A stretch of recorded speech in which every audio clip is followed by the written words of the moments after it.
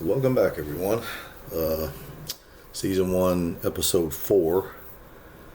This one is for Week 3, our Jacksonville State week, our home opener. And actually, it went well. We got us a win. So we won our first home game, get that one kind of out of the way and under our belt, and was able to pretty well to a degree maintain quarterbacks. My game plan actually seemed to work out pretty decent. We won 21-6, and all the scoring took place in the first half. Nobody scored second half. It's kind of crazy and unusual, but kind of opened up. I think we ended up getting a pick six there in the first quarter. So Sadler, our linebacker, ended up picking one off and taking it back 34 yards. Got us on the board first, defensive touchdown. JSU then came back down and ended up getting a long 51-yard field goal for their first score to make it 7-3. And then my next two scores were actual touchdown runs by Lemansky Ware, our fullback. And it's kind of nice. I've actually worked a little bit this game, kind of interchanged him in and out a little bit, and kind of flared my backfield up a little bit, and was playing around and toying with moving him around some. So worked out pretty well. And then late in the second quarter, they was able to go down and got inside the 10-yard line on me, but I was able to hold them off, and they got another field goal, made it 21-6. Second half, it was kind of really back and forth. I was able to control the ball, move the ball between the 20s, but just, nothing significant that I was able to really even get in the red zone or get down too close. I ended up having a fumble, and the fumble did occur in a points area, where I felt like I would have at least got a field goal out of it, but I ended up turning the ball over on a fumble. It was Justin Williams. On a sweep on the outside, actually got hit and fumbled the ball, and I lost that one. They had 3 turnovers. They lost a fumble and had 2 interceptions. So they had that pick six that Sadler took back, and then another linebacker, Elliott Hannaford,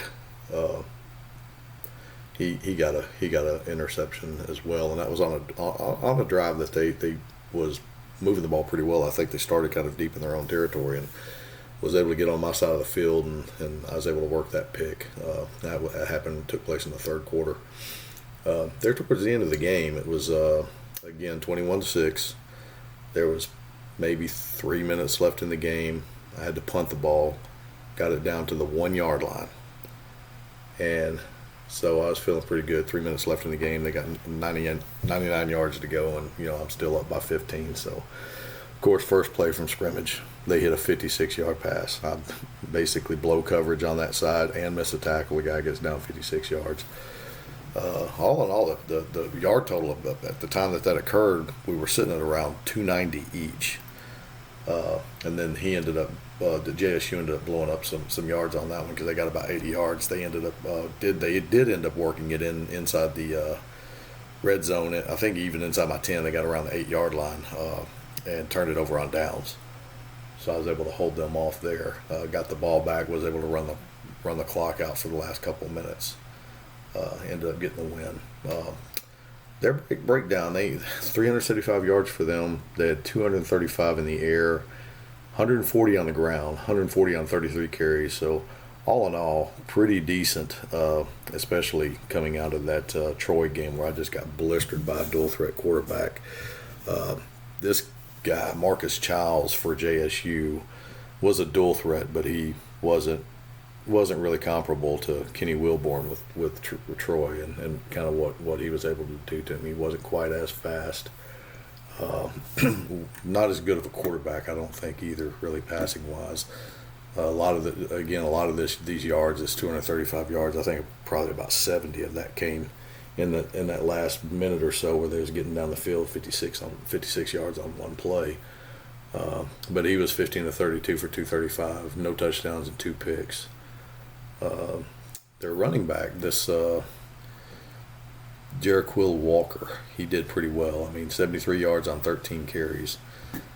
Quarterback I was able to hold. I actually was 31 yards on 9 carries. Really decent for a dual threat. I was extremely happy with that. And actually, I had a couple tackles for losses on him. He didn't really. I think he might have had a couple of those runs that were designed pass plays that. Well, maybe 3 or 4 of them were really designed pass plays. I flushed him on for short gains. Maybe he might have got one or 2 yards. Nothing really major. His longest run of the day was really only 6 yards. But I was able to sack him twice.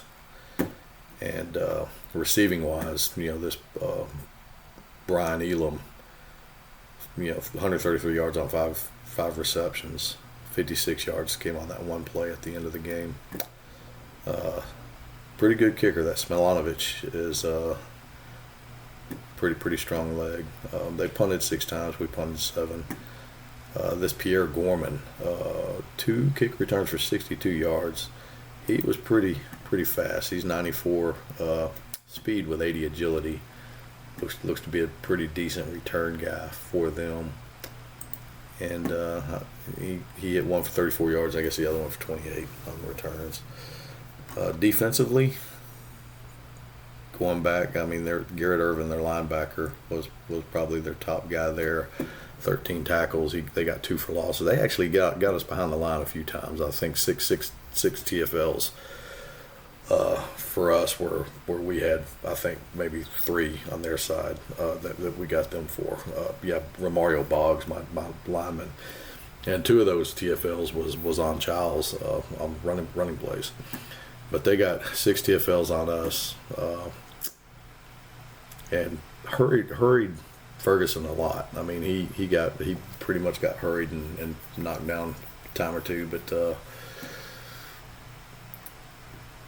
but wasn't too bad. Penalty wise, it's kind of close to a wash. I think both on the penalties. I think we got hit with 7, they got hit with 8, about the same amount of yardage. I don't think anything. I think we got taken out of a couple drives. I think they got taken out of a couple drives, costly penalties and all. But we did get the time of possession. We only threw the ball 16 times, and we ran it 56 times.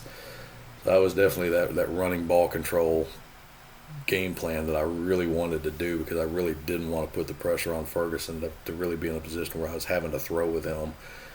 Because when I'm running well and then I'm able to RPO something in where he might be able to pick up something and make a throw, or I can kind of work in a first down throw periodically here and there, seems to do pretty well. But if he's in a 3rd and long situation, we haven't done well at all. And he only completed 6 of 16, so I only completed 6 passes the entire game for 88 yards. But game manager kind of did it well. He didn't get sacked. No turnovers. Didn't throw an interception. Happy about that. Running wise, so with Bedford out, my starter, Justin Williams, got the brunt of the runs. I did work in Lemansky Ware quite a bit more. And I used my 3rd string running back, who had to work into the two back, Bernard Dykes. He got quite a few carries too. And then even my 4th string guy, this Jawarren Dudley, I was able to get him in basically, I think, at the very end of the game. And he got all of his yards and all of his carries in those last couple of minutes. Did really, really, really well with what he had and what he got. Ferguson ran the ball 1 time for 3 yards, and then my other fullback had 1 carry for 5. But Williams did get over 100 yards, had that 4-yard plus average per attempt. Nothing really long. I think my longest run was the 15 yards from him. And Lemansky Ware carried the ball 13 times for 49. Did get in the end zone a couple times. Again, only 6 receptions, so I had Lemansky Ware caught 2 passes and Berrien caught 2. My number 1 wide receiver had that 1 catch for 36, and that actually happened in the very first drive of the game. The very first offensive set of downs that we had, he got that 36-yard catch. And nothing the rest of the game. But then we just really wasn't in a running or in a passing situation. McCants was only targeted twice, so only one other time. Nobody was, I didn't really have to move the ball around like anywhere, anyway, there at all. So defensively, Brooks kind of led with me with from the free safety spot. Had 8 tackles, and then other safety Mays had 6. Then it kind of dropped down to my corners, linebackers, Sadler and Amar Karwa, having 5 tackles each. Defensive line played better. They definitely played better. So I had Turner with 4 tackles, Boggs with 4 tackles, 3 TFLs for Boggs, and he's the one that had to step in with Frontrell Forrest going down. He worked into a starting role here, and then Trotter, Pikes, and Zachary Poole. Zachary Poole is another backup defensive end that I've got, and he actually did get in and get a sack. So Boggs had a sack, who's kind of a third string defensive end I got, and then Poole on the inside. I had those backwards. He's defensive tackle, but he actually was able to get in on one as well. And I think both of these really occurred. I didn't have a sack until that last drive. I know when they hit that 56-yard and got down into the red zone, they were kind of moving at will, and they were kind of in the red zone. So I kind of went all for broke. I just figured, if they're going to get in, they're going to get in, but I'm gonna blitz them. And so I blitzed 2 straight downs and had back-to-back sacks right there. And that's what kind of took them out of it. Put them in like a 4th and 17, and I think he was able to get like a 15-yard play, but stopped a couple yards short inside the 10-yard line there, and I was able to get the ball back. So that second down sack and third down sack actually kept them out and helped out a lot. Penalty-wise, again, Newton, he had 2 false starts, I believe, and I think almost everything else. Now, Olsen had I was on the 1-yard line. He actually had a false start too, so that penalty, 1 for 1 yard. The rest of them was on defense. I had a couple personal fouls, and I hate those. They always happen where you're on like a 3rd and 10, you give up a personal foul and it's automatic first down, or it's a 3rd and 10, they get 15 yards and you give them 15 more on a personal foul. I think that happened one time as well. They converted a 3rd and long, and then at the end of the play had one of these personal fouls that tacked on another one. Ended up, instead of being a 20-yard play, ended up being like a 35-yard play on a 3rd and long. Just very aggravating. Didn't do too bad at all. Again, no sacks. Offensive line looked decent. No one individual was really struggling blocking or anything, so everything worked out pretty well there. And so that basically was the game for us. So player of the game and from the offensive side was Ware, and my defensive player of the game was Lemansky Ware, 5 tackles, 1 pick 6. So that puts us basically at a 1-2. So now we're going into a bye week, which is great because that's going to help, I think, with some of our injuries and freeing up. But now, basically that's all 3 of our non-conference games. Our remaining 9 games are all conference games. So we open up conference play against East Carolina the week after next. They're sitting 0-2. They've lost both of their games, I think 58-10. They got blown out pretty much on both of them. Buffalo beat them, and then number 3 Ole Miss beat them. Buffalo really tagged them pretty good, not being a really great team. But then Ole Miss drilled them as well. They're on their bye week. Kind of going back to our piece of it. So we have East Carolina and Central Florida. Central Florida's not going to be an easy game. That's going to be a tough one. At least we got it at home. But the next 2 are going to be home games, and then we've got 3 straight on the road, and then we've got 3 straight back at home again. So I'm going to, from a recruiting standpoint, I'm going to do home visits this week, of course, but not really have any invitations to a game. But I'm going to have to probably pack out week 5 and week 6 for invitations coming in. Definitely load up 5 more than I will 6, because I'm 6. I don't want to don't want any kind of negative impact on bringing them in, but I won't have another opportunity until week 10 to really have any invitations for some of these recruits to come to a game. Week 10, 11, and 12, but we're going to be deep into the recruiting season at that point. So that being said, so having our bye week here, if we just kind of do a quick look at our roster and just kind of go down and let's take a look at our injuries. Right now, everybody's starting to get healthy back up. So Marcus Neal, my starting linebacker that ended up missing the Jack State game, is healthy again, and I think this Force should be back. He's got a broke nose, but he should be back. I'm hoping. I mean, Arlen's still questionable. And I was really kind of hoping that he would start working down to a little bit better place with where he is. But there's a possibility, chance that he may still not be ready for the East Carolina game. If not, we'll just continue to roll with Ferguson and kind of keep doing what we've been doing the last, all season. I mean, with Ferguson, in the last two games, it's basically just been a run first offense and just continue with that. I think even with Arlen coming back, it's still going to be a run first. I just don't really have a passing attack. I don't have the receivers. I don't have the speed. I don't have the quarterbacks really to be a really a passing focus offense right now. Not to mention the fact I prefer being a spread RPO running offense anyway. So it's kind of working out really well for us in that regard as far as being run first. Jensen, he was starting tackle.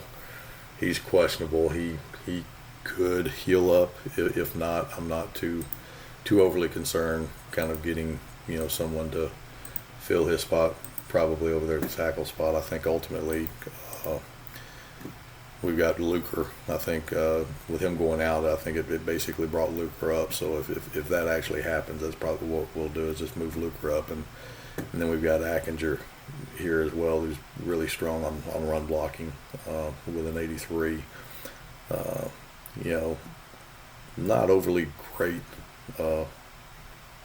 run blocking tackles, but I mean we're running really well. So we'll just continue to go with Newton and Luker probably there with Ackinger as the third guy, and then Davison coming in if needed, if he's not ready. So that said, I'm not going to really do too much on the being a bye week. I'm not going to go over any of the depth stuff because it's I'm going to wait and see what kind of shores up after this week and see what I'm able to get back from these injuries, and then adjust going into the East Carolina week with where we need to be. Training, we are going through training. So ultimately, I don't have anybody on rest training. I did end up putting a couple of my guys back on the work ethic. So I've got a total of, I think I had 7. I got a total of 11 now. That's on the heavier training. With this bye week, I'm going to basically kind of put a few more of these guys in here just to see if I can maximize and get what I can out of it. Outside of that, I'm not going to really change anything. I think I'm going to leave my focus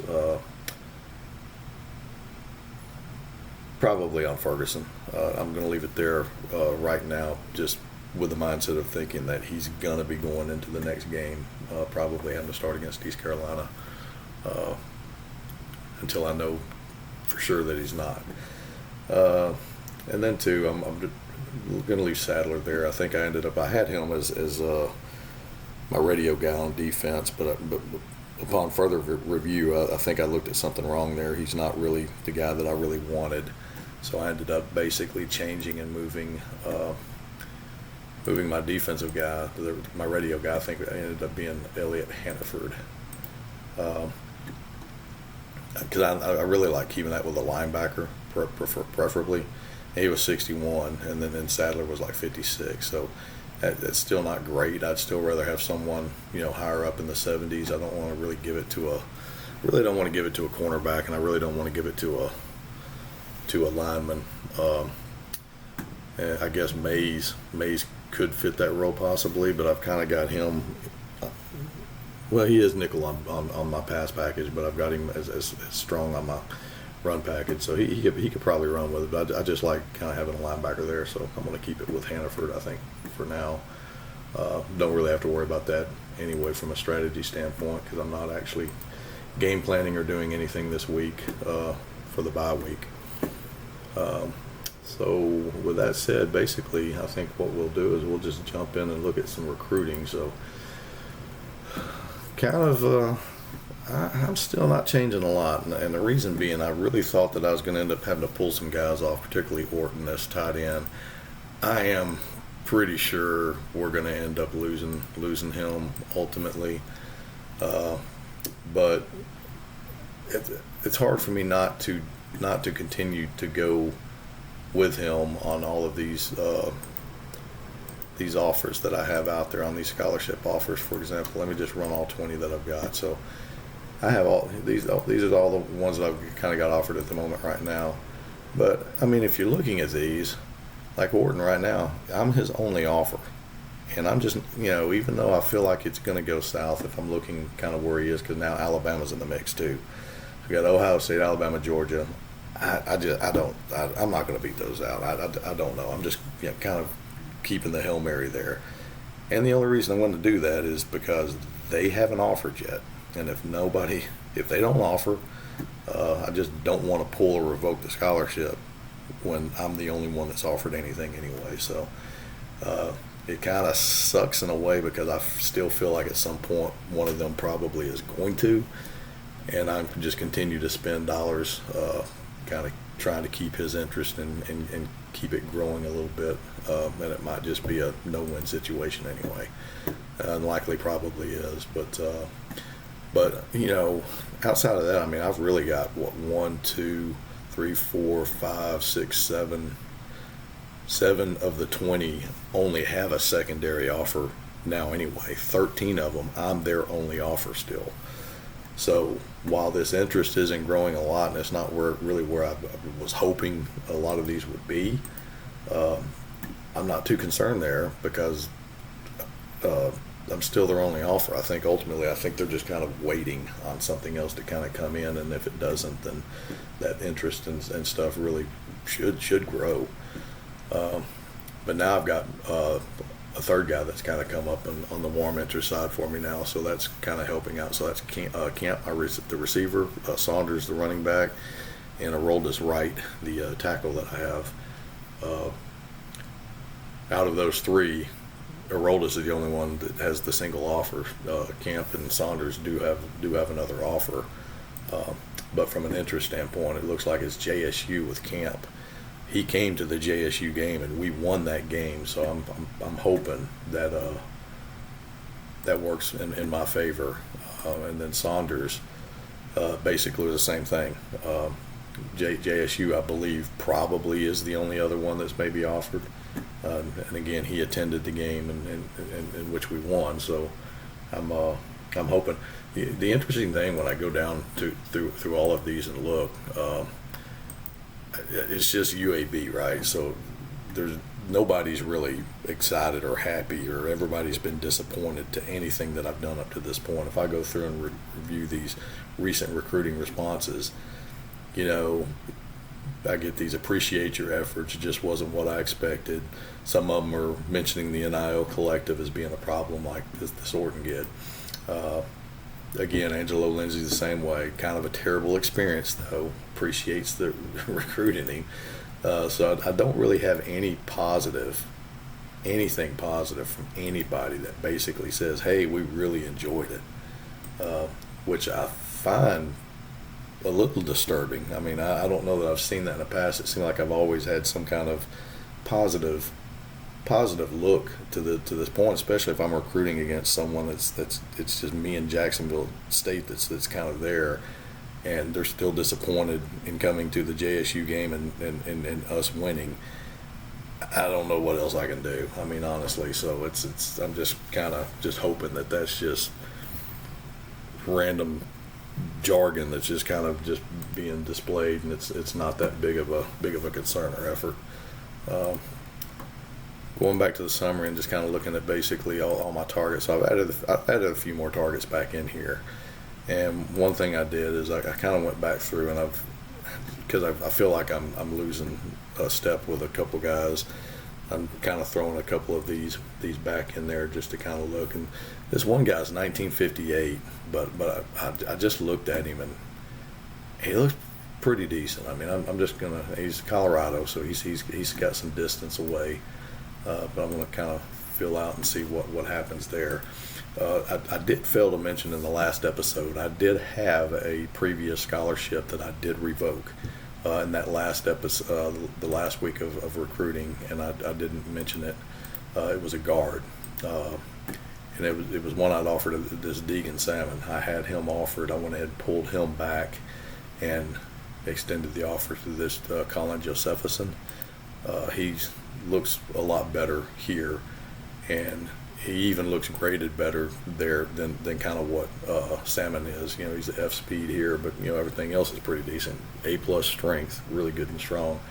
But he does have an offer out there besides the one that I had, and I believe and got to believe and assume it's probably Louisville. That's the only thing he's got interest in. It could be somebody else, and he just might be interested in Louisville. But I'm kind of thinking that it's probably Louisville. And a previous recruit opinion thing that he had out there was I think, well, it showed when I had him offered. I think it's kind of gone now, but he was excited about a prestige team like Louisville looking at him. So that had me beat right out of the gate anyway. So I pulled that one last week and extended to Josephson. And one thing that I've done is I pulled a second one now too. So the other one that I just pulled this week is this McGriff. I had him offered. He already had two other offers out there. He's ranked 710, and he's the Alabama kid that basically these two Colorado schools are kind of going after. Didn't really seem to be making a lot of headway with him. Not to mention the fact that overall, I mean, these were great, you know, but D+ hands and C speed. I'm kind of thinking, hopefully maybe I can get something else. So I pulled that one back. I added this guy in just to kind of see if I can kind of get some information here. Again, he's still C- speed and D there, so I'm not too excited about that. But the one that I went back and extended the offer to is this Jordan Marsh. While he still has another offer out there, maybe MTSU, I don't know, but I can compete with him. He's out of Maryland, and yeah, I've definitely got the pipeline to Maryland, so hopefully that works in my favor over MTSU in and of itself alone. The only hits we're getting out of this is, interesting enough, is he values playing close to home a lot, and they're getting hits on these. But the issue is I'm not close to Maryland, but neither is Tennessee. So if we're the only ones offering, you know, maybe I can win this battle. He's a little bit better. He's B speed, B+ tackling, smart, not agile at all, and fair hands, A+ technique. So we'll kind of see where that maybe takes us and lands us. No really other changes outside of that, just from an offer standpoint. So you know, I've revoked two, and I've turned around and added two back. And then, you know, we built our list, kind of our target list back to around this 98 frame. I think probably in the next week or two, and probably ultimately after the East Carolina game and coming out of that week of recruiting, probably start narrowing this thing down a lot. Because my spend is getting up there, and this budget's just shrinking pretty significantly week after week after week. Not making a lot of headway on some interest here. At some point, I'm going to have to kind of start looking closer and spending less and controlling my contacts and phones a little bit better. Home visits are more doable. They're not nearly as costly. These official visits, I'm just going to have to be really targeted on, because the spend on those are averaging around $20K a person. So if I've got those next two home games, and I just bring 5 in, that's going to be $100,000 spent each game. I may target, trying to do 7 on the East Carolina game and maybe 3 on the Central Florida, just from an impact level, because I think the Central Florida game I stand a much better chance of losing than, and a much better chance of winning the East Carolina. Hopefully that'll work. One thing I did notice though is like after that last week I had those 7 guys that showed up for the game. I didn't get any kind of report on recruiting report, and I was trying to remember. It seemed like in the past we would get a report on their thoughts and kind of how it worked out without going in their card and kind of looking. I just didn't see any kind of email. I could be wrong on that.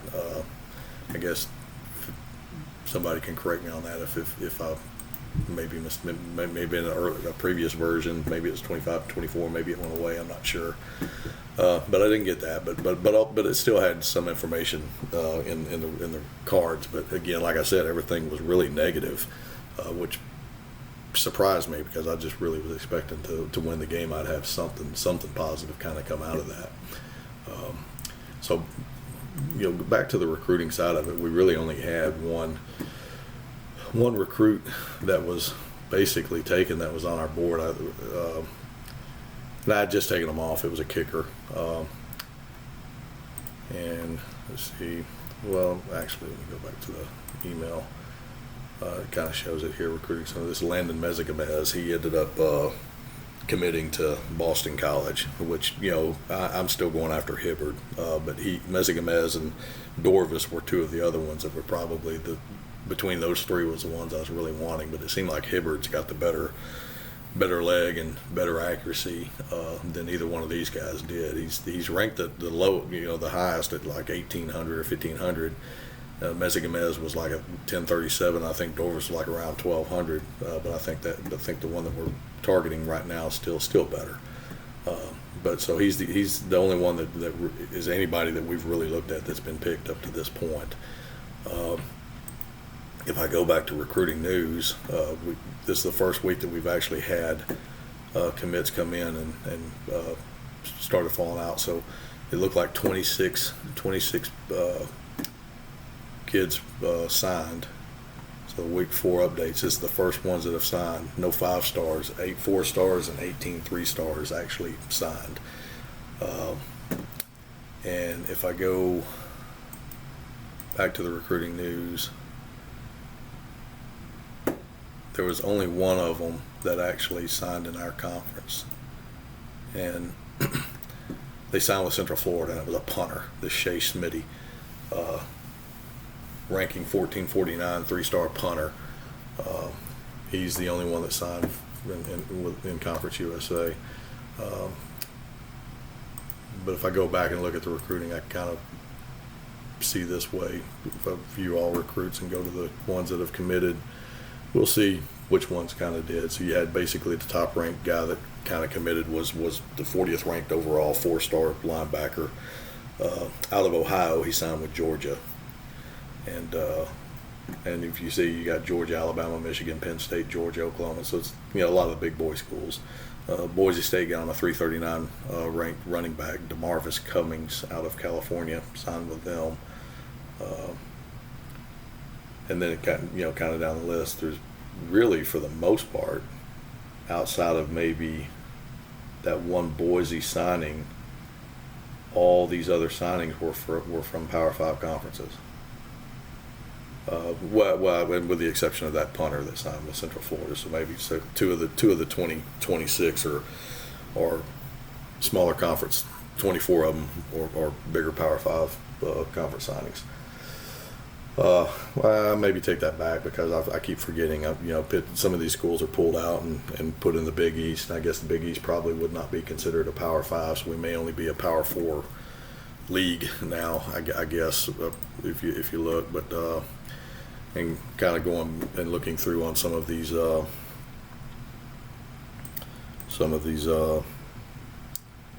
standings. Another weekend. Maryland's looking pretty good.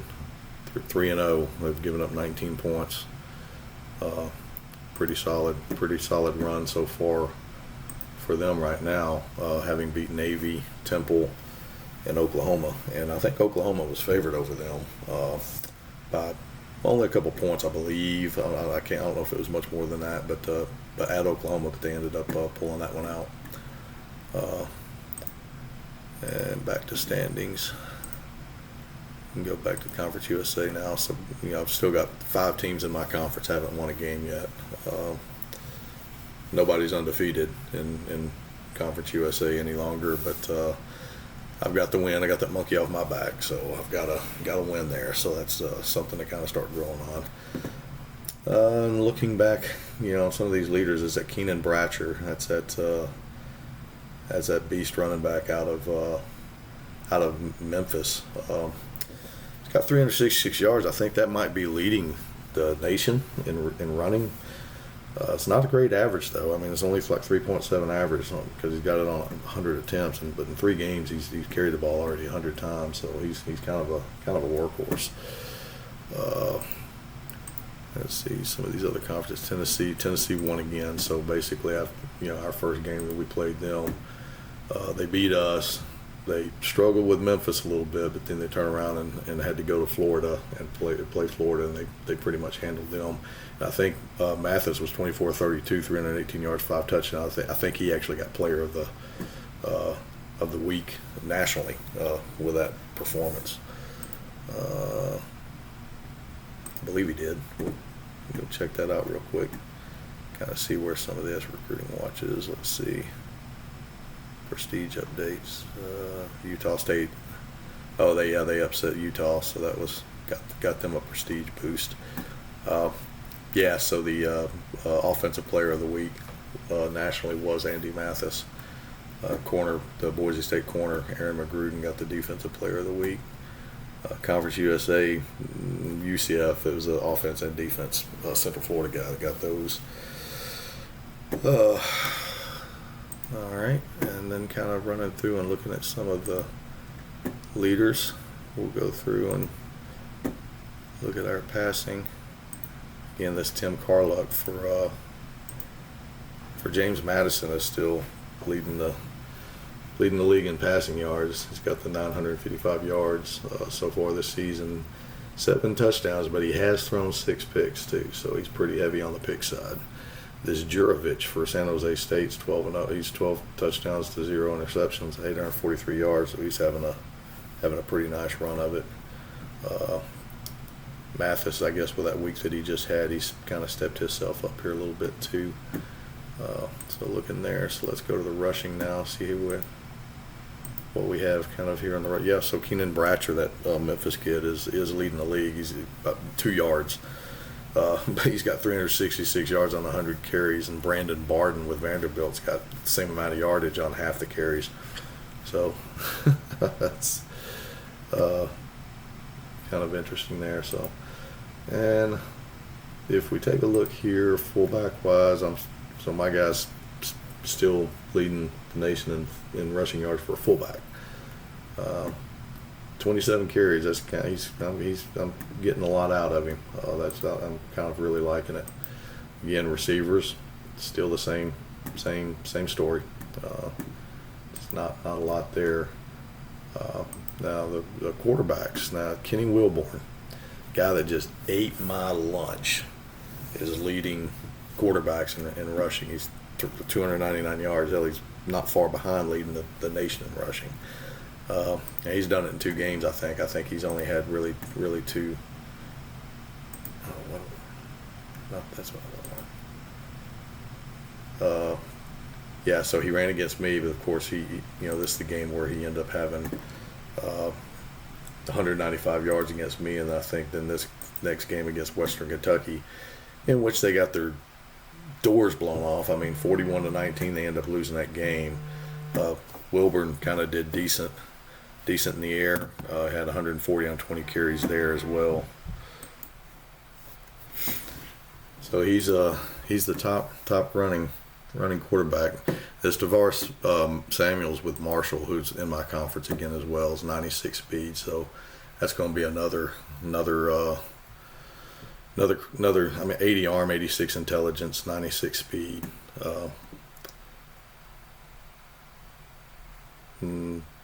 Decent accuracy.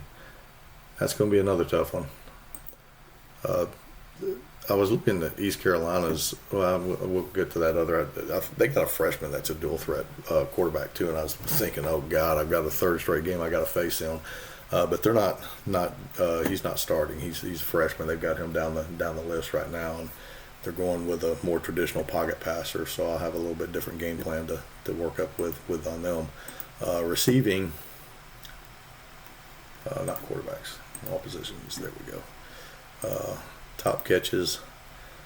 It's still Pipkins and Grissel, both of them sitting at 25. So they just keep running up the line there. Top tight end, this is Griffin Milner, who's still doing the best at tight end.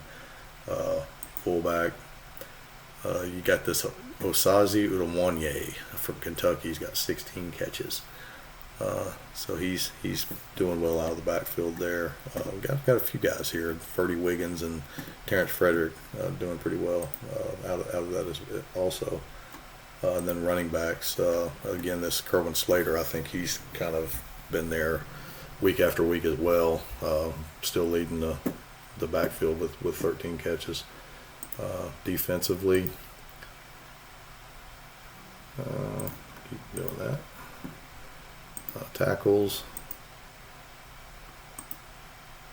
Stedman Bailey, West Virginia. Interceptions, nobody really picked up there. I mean, we still have the 3 with the 3, and you know, anybody else has just added a second winner or so on. Sack wise, this Ronnie Anderson with La Monroe's got 5. They got a few guys out there with 4. And then if you look at the team totals from the sacks, so Washington kind of had 14, then they got 2, then it looks like they got 6 more, so put them back on top with 22. You can see this is kind of drilling down a little bit, so it's not as overly crazy. And then if you kind of look at the bottom end of it, now there's only 3 teams left in the country after this week 3 that doesn't have a sack. So basically Kent State, Miami, Ohio, 2 MAC teams, and then you got San Diego State. A few out there peppered in with 1, but it'll start funneling out there a little bit.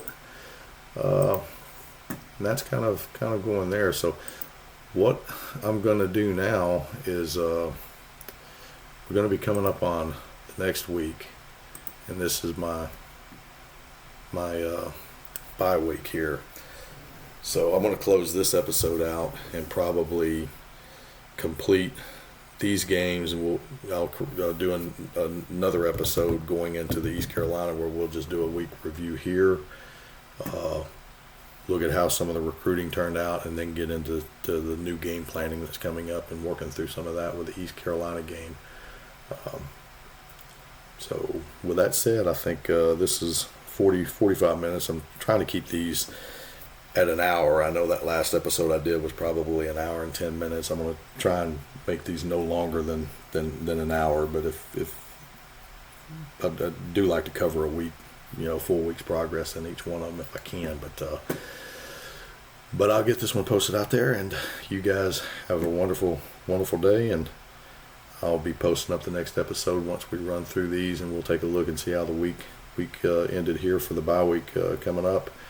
And I think I'm going to be kind of going into a stretch here that's going to have 1, 2, 3, 4, 5, 6, 7, 8 straight games. I'll have 8 straight games to game plan for before I get my next open week there at week 13 before my rival game against Memphis.